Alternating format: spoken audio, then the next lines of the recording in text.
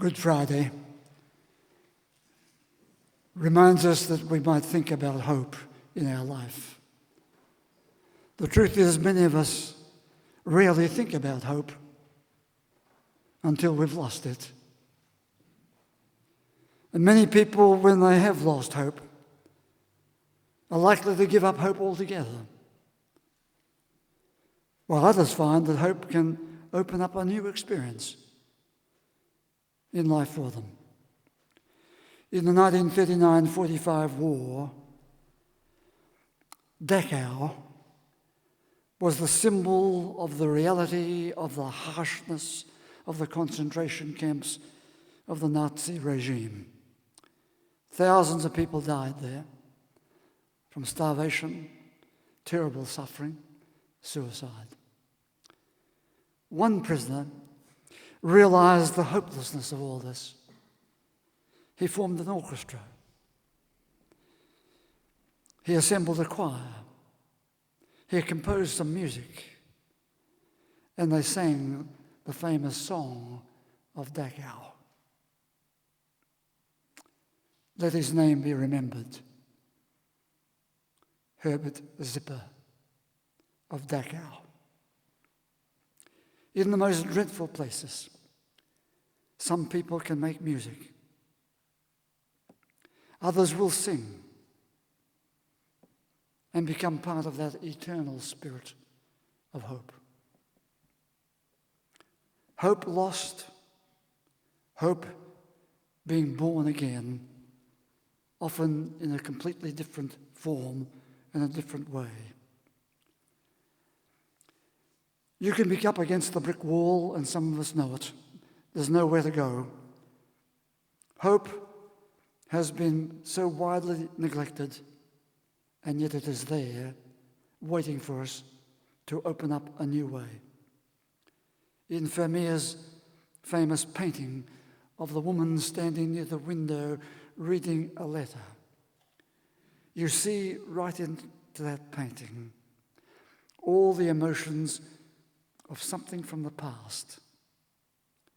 And here, by virtue of the light shining through the window onto the paper and onto her face, we see a person yearning for a different future, hoping. Hope can be the capacity to anticipate. It is imagining the past, remembering the past, and imagining a different future and reaching out to it. It stirs up those images of what could happen. Hope comes in many forms.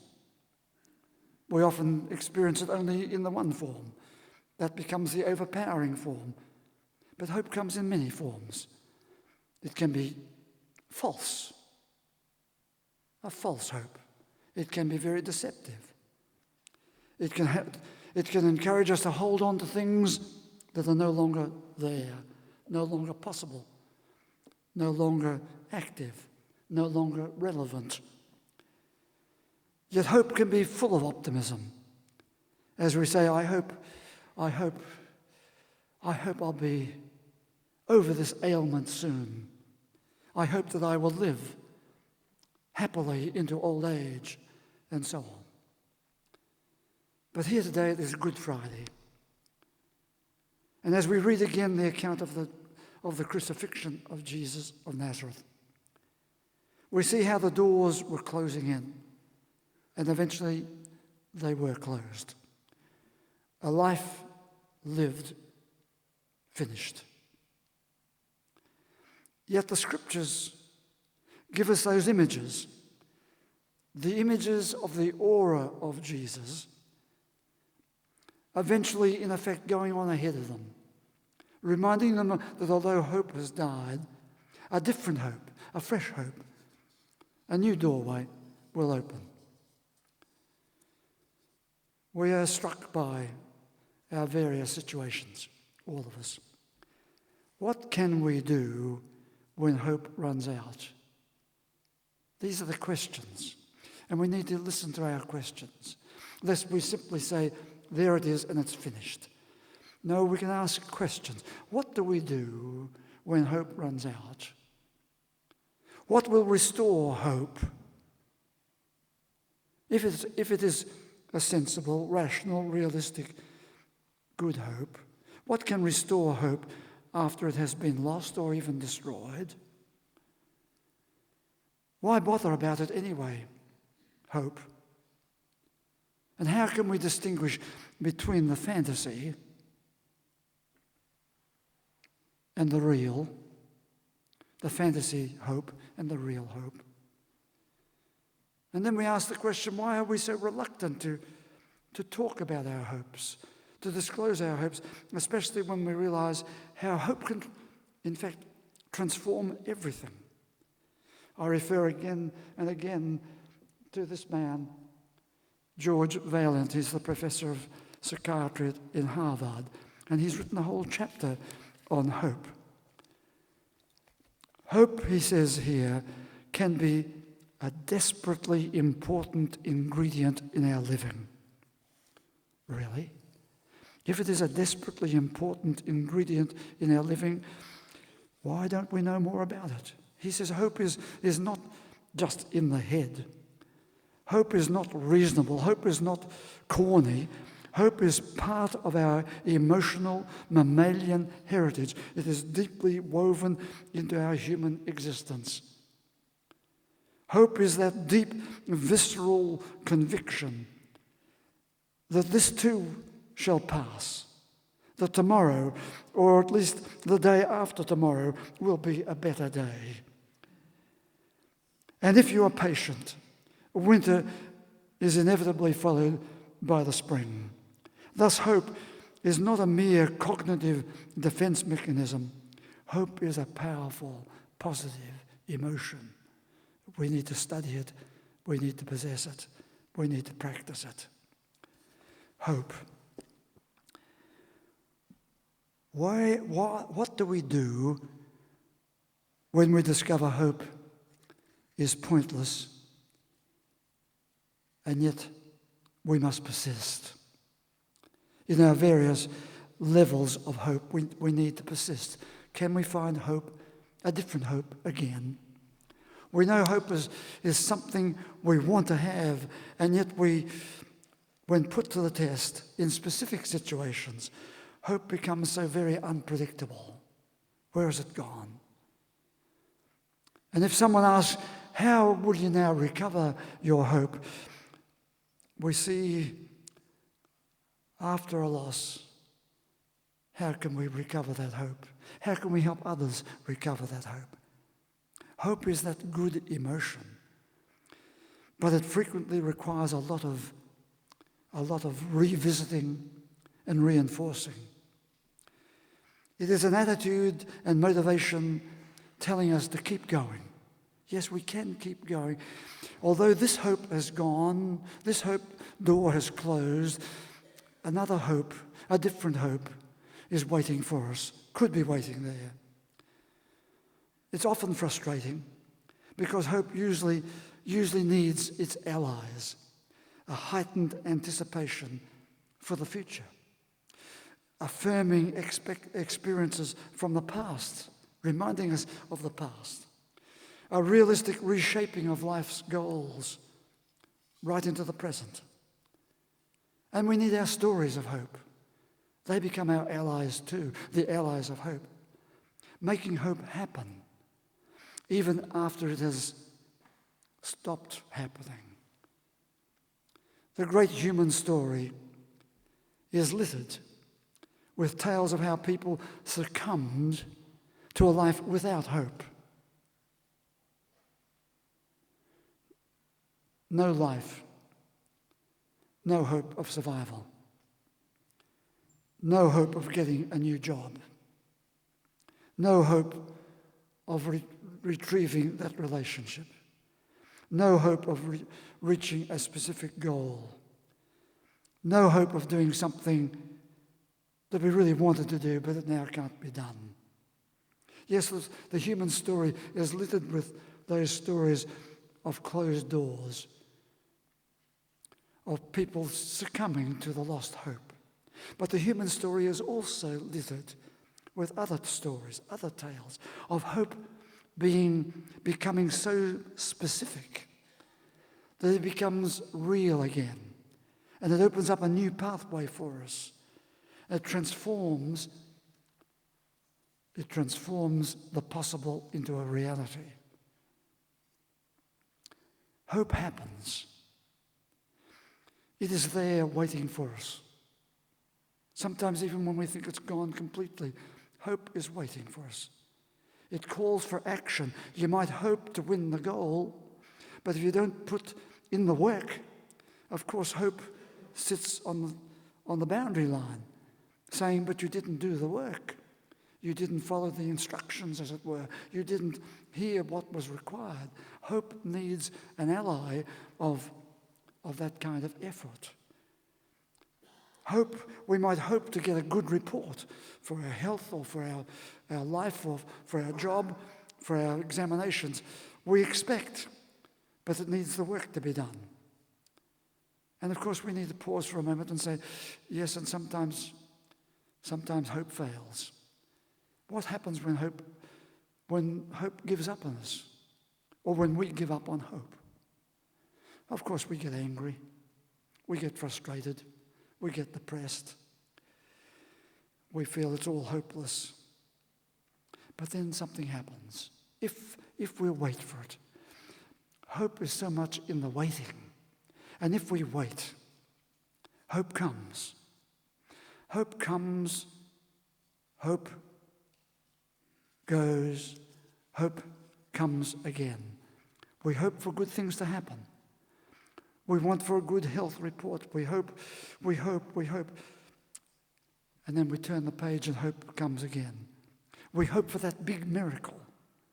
But if not, if the big miracle doesn't happen, we hope for strength to cope with what will happen. We hope for good experiences to come our way in spite of the big miracle not happening. So hope has a close relationship with happiness. It's not happiness in itself. It has a close relationship with happiness.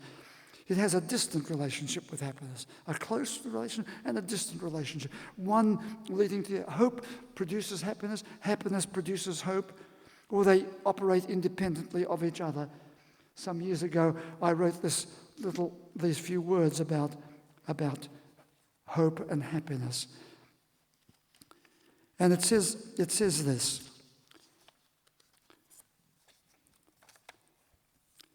In the passing moments of time, we can easily forget to pause so that moments of simple happiness can be fully recognized. Happiness is seeing a spider's web stretch across an incredible space, glistening, even though it carries the heaviness of the night's dew.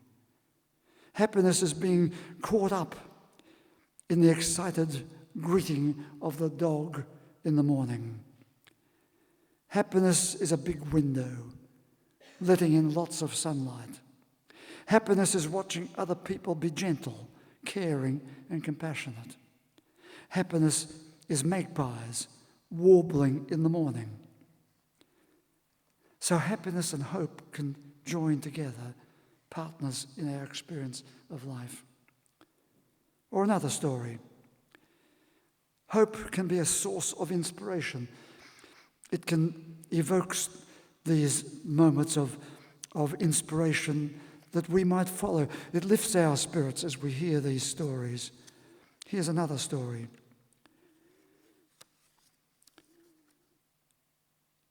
In the autobiography of Edward Bok, he gives a secret of his life. His Dutch great-grandparents were sent by their king to serve on a desert island. And through the years, they transformed that desert place into a place of beauty and into a bird sanctuary. Scores of people visited it over the years, and to their descendants, this couple left a priceless lesson. And it said this: to the world, Let the world be a little better, a little more beautiful, because you lived in it. There's hope being born out of desert places. Sometimes hope can be like a heavy blanket. You don't need it in the summer evenings, but on the cold winter nights, it is a warm, restoring presence. It is good to know it's there, waiting to be used, waiting to be put in place in a way that brings an important comfort to the cold realities of life. Hope is like that. The winter blanket can take many forms, like hope itself. A word, a person, a presence, a good object out there, a good object within, a good memory. So that's another story, or a further story, and the last. We see hope in a visual image very close to us. I refer to it again and again, and I think it calls us to remember it again and again. Through those doors, there is Mingary. Mingary. And as you enter those through the gates, very symbolically so, you are immediately struck by the dominance of the rock. Not only dominant, but dominating the whole scene. And there, along with it, is the mythic image of the wing of the dove, with its eternal message of hope. So there we have the traumatized rock, the heavy dominance of life's dark realities. And then the symbol of the wing of the bird, the dove. And along with it, the symbol of a light on the east wall of the sanctuary, reminding us that even in the presence of that overwhelming, dominating rock structure, a symbol of life's heaviness and darkness, a small light appears on the east wall, reminding us that the sun does rise on a new day. So on Good Friday, today, hope waits. It waits between two realities. The one that has been, the reality that we know about, now past, and the reality that is yet to be. There is hope. Linking the two. Good Friday brings strength to our exhausted hopes. And it says, wait. Wait. For in the waiting, you can find your strength. In the waiting, you can find a different light is dawning. Would you please stand?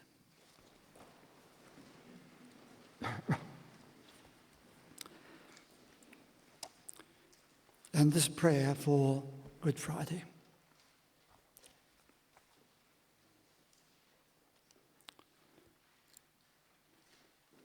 Eternal Spirit of God, the day of crucifixion carries us into the dark side of human behavior and into the night of human experience. The day of crucifixion then speaks to us of crucifixions now, where in the midst of pain and suffering,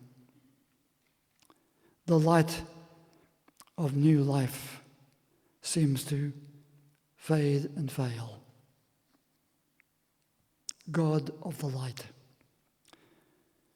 remove enough of all that blocks the light, that even in our uncertainty and pain, we will believe a light burns again. God, on this day of Jesus walking Via Dolorosa, by his suffering, give us courage. Through his darkness, give us hope. By his words, may we be strengthened. And through his crucifixion, help us ever to look for our resurrection.